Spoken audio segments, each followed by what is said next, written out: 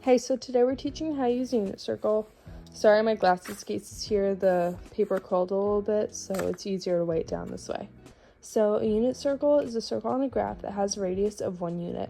This means that measures 1 unit going in each direction from its center. So 1, 1, 1, 1. Additionally, it's created from right triangles, and each of their hypotenuses are 1 unit long. For example, for a triangle that has a long leg at square root of 3 over 2, so like this, and a short leg at 1/2, so it would be like length of 1/2 would be like here. When you do the math, the square root of 3 divided by 2 squared is 3/4. So when you're doing the square root of 3 divided by 2 times itself, and when you square 1/2, so together they make a hypotenuse of 1. So when you're using like the Pythagorean theorem. This is specific to the first quadrant because the x and the y coordinates are both positive, so it makes the most sense to measuring side lengths. Like this is the only quadrant where both the x and y are positive. Like as you can see color coded here, the pink parts of the petals, it means like the top parts are color coding what quadrant it's in. But it's the only part where both the x and y are positive. Like here the y is negative, here both are negative, here just the x is negative. And negative side lengths don't apply.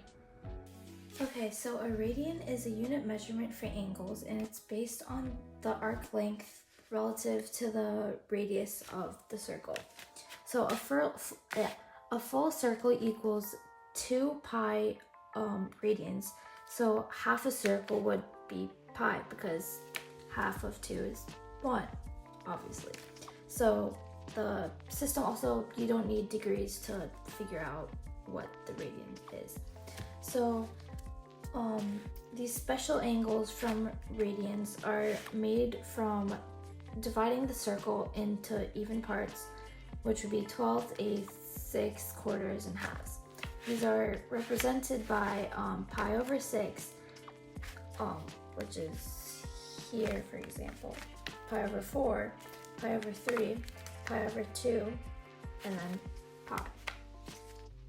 While it's a little interesting that pi over 6 equals 1 over 12 of the circle, it's important that you remember that the circle's radian is 2 pi. So it's only accounting for pi is only accounting for half of the circle, while 2 pi is the full circle. So finding trigonometry, and that goes on for all of them. So with these you can find all the other trigonometry ratios, and it'll be super easy to find sine of 7 pi over 3 or something. Okay, so evaluating the trig ratios for degrees is super simple. So you're going to find what quadrant your angle ends in. So if it's here, if it's 0 to 90, it's going to be quadrant 1. If it's 90 to 180, it's going to be quadrant 2. 180 to 270, it's quadrant 3. 270 to 360, it's going to be quadrant 4.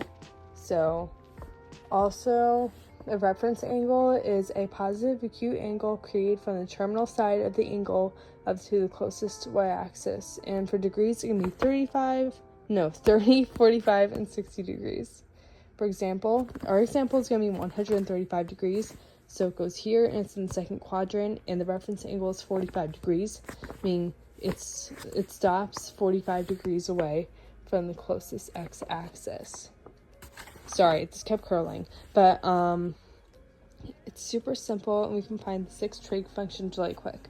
So the coordinates here are -2 over 2, and then, negative square root of 2 divided by 2, then positive square root of 2 over 2, because the x's are negative in quadrant 2, but the y's are still positive, which means the cosine represented by x is negative square root of 2 over 2, and the sine is square root of 2 over 2. So the tangent is going to be -1 because it's y divided by x, so it's square root of 2 over 2 divided by negative square root of 2 over 2. and its cotangent is going to be the same thing because it's the inverse of the tangent and the inverse of -1, while the reciprocal, since you're flipping it, the reciprocal of -1 is -1. So, and then to find the secant and the cosecant, you're just flipping square root of 2 over 2 and negative square root of 2. So let's do the cosecant first, since it's the x. So you're flipping negative square root of 2 over, like negative square root of 2 divided by 2. So it's going to be negative square root of 2. And then it's the same thing for sine, but it's positive because it's the same coordinates except one. The coordinates are the same except one is negative. So the secant is going to be square root of 2. Okay, so a quadrantal is an angle with a terminal side that is on the x or the y axis while it's in standard position. For radians, every angle with a side on the x or y axis is measured in halves or whole numbers. So 3 pi over 2, pi over 2, pi, and 2 pi. But it doesn't have any reference angles. So every single quadrantal, they have a reference angle of does not exist because there is no reference angle because it does not exist, as the name would suggest. So the example I'm going to use is 3 pi over 2, which is over here. So as I just said, it has no reference angle, so D and E, which stands for does not exist. But its coordinates are 0, -1. So it's going to be easier to find the trig functions compared to the other ones where you have to like actually do a lot more math. It's like right there.